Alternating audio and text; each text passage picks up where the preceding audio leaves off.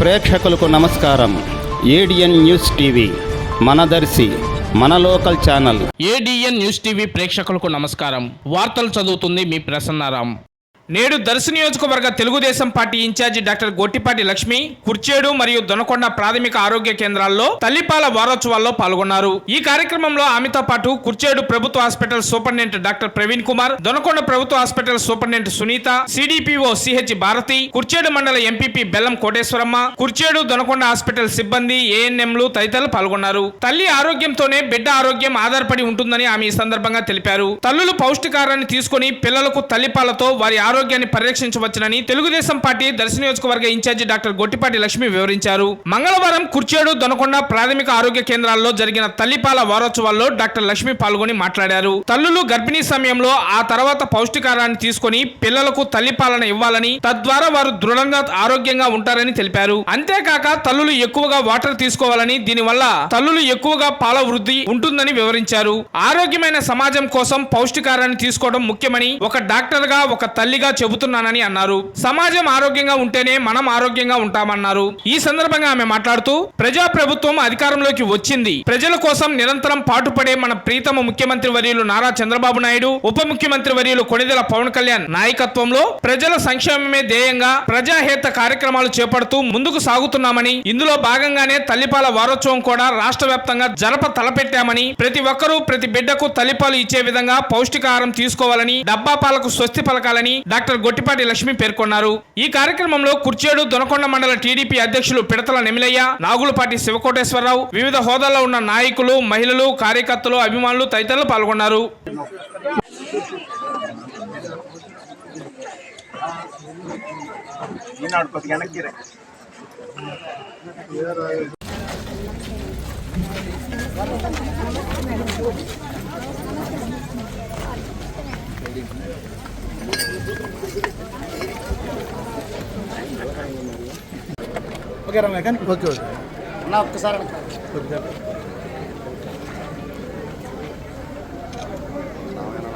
ప్రపంచ తల్లిపాల వారోత్సవాలుగా జరుపుతుంటారు. అది తల్లిపాల యొక్క ప్రాధాన్యత, దాని మీద అవగాహన. నేను ప్రతి సంవత్సరం మా హాస్పిటల్లో మా పేషెంట్స్ తో పాటు చేసుకుంటాం ఈ ప్రోగ్రామ్. వాళ్ళకి అవేర్నెస్ పెంచడానికి అక్కడ కండక్ట్ చేస్తాము.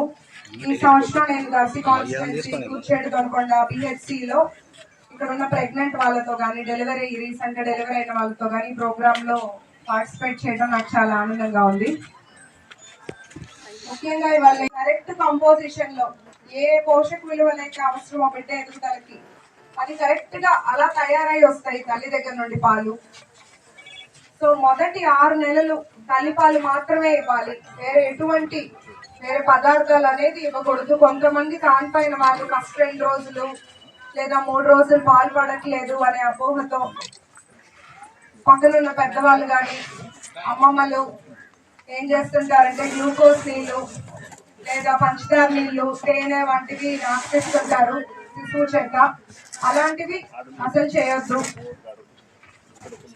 ఎంత ఫస్ట్ 2-3 రోజులు ఎంత తక్కువ వచ్చిన క్వాంటిటీ అవి బిడ్డకి సరిపోతాయి. ఎప్పుడైతే పాలు తాగాక బిడ్డ 2-3 గంటల పాటు ఏడవకుండా నిద్రపోతుందో పాలు సరిపోతున్నట్లే.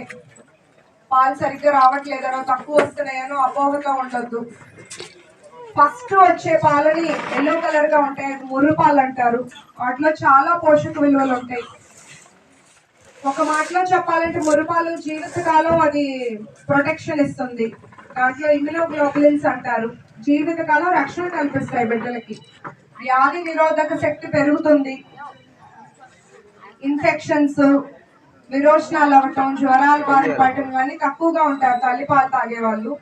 అట్లాగే భవిష్యత్తులో షుగరు, ఊబకాయం, నెమ్ము ఈ సమస్యలు తలెత్తకుండా ఉంటాయి. ఎప్పుడు కూడా పాలిచ్చే తల్లులు మానసికంగా ప్రిపేర్ అయి ఉండాలి. నాకు పాలు వస్తాయి, సరిపోతాయని. పక్కనున్న వాళ్ళు కూడా చాలా సపోర్ట్ చేయాలి.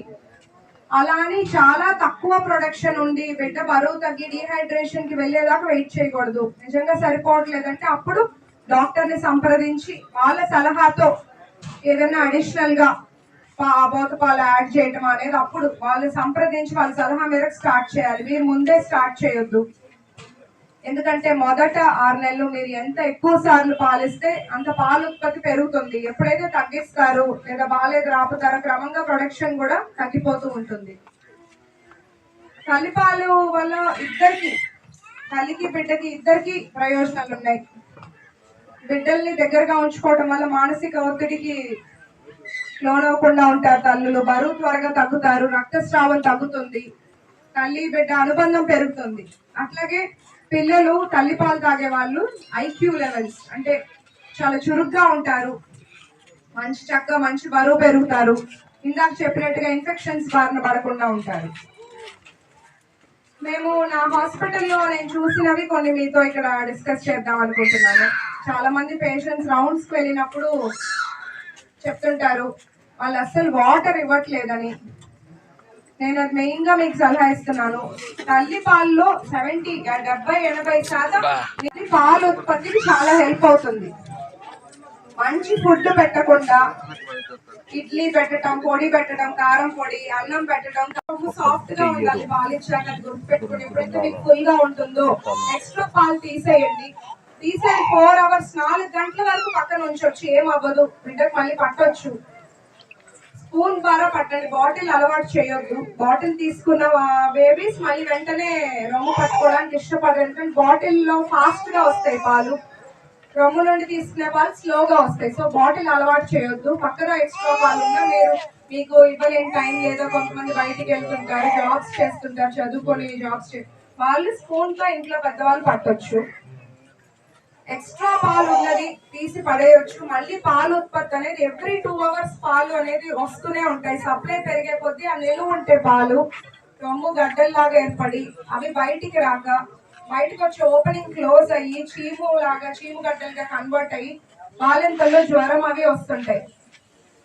అవి బయటికి తీయకపోతే వెంటనే ఎక్స్ప్రెస్ చేసి కొంచెం హెల్ప్ తీసుకొని సపోర్ట్ తీసుకొని పిండి బయటికి తీసేయకపోతే కొంతమందికి సర్జరీ కూడా చేసి ఆ గడ్డను తొలగించాల్సిన పరిస్థితి వస్తుంది.